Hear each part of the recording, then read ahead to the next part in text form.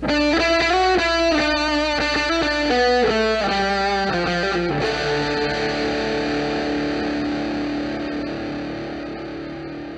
and welcome back to Stories from Ashley's Childhood. Today I want to tell y'all about the time that my middle school principal had to drive me home. So this is around 2009.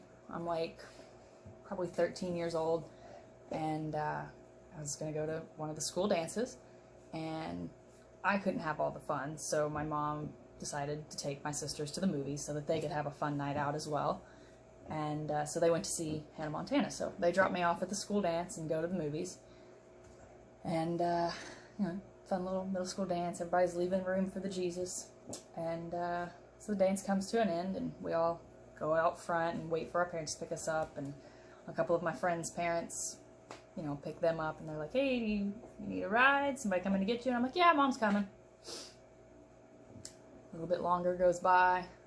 Most of my friends have left. There's a couple hanging out with me because they were just going to walk. They lived in the neighborhood over the hill, so they were just going to walk home.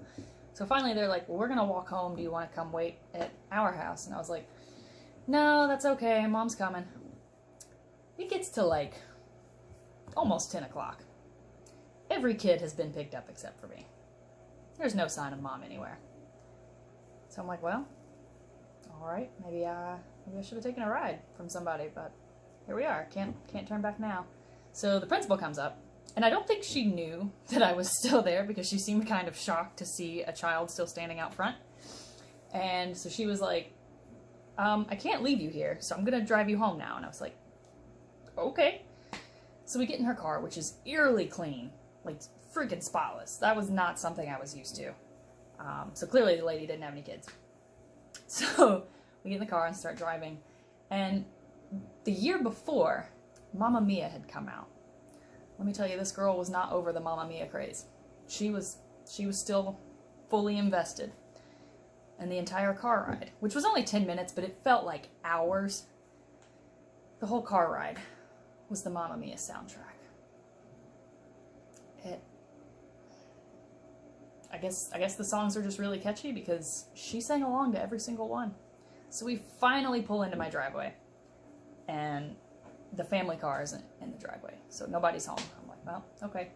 And she looks kind of nervous. She's like, I can wait here with you. I was like, I got a key. Shit like that happens all the time. So not all the time, but from time to time, stuff happens. I had a spare key for this reason.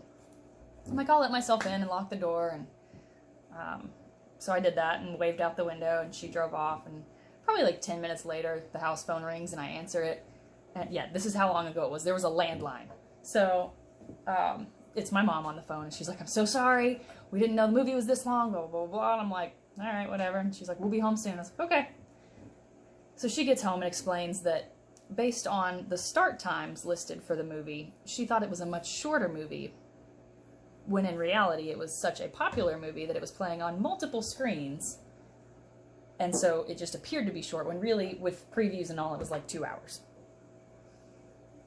So that's what made them. I wasn't even, like, everybody was convinced that my mom forgot me, which, again, happened once in a while. Not necessarily not picking me up, but forgot to order yearbooks and little things like that.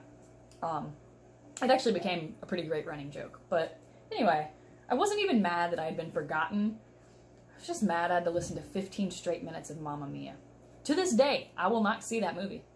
Oh, no part of it. Hell no. Anyway, some lessons from this.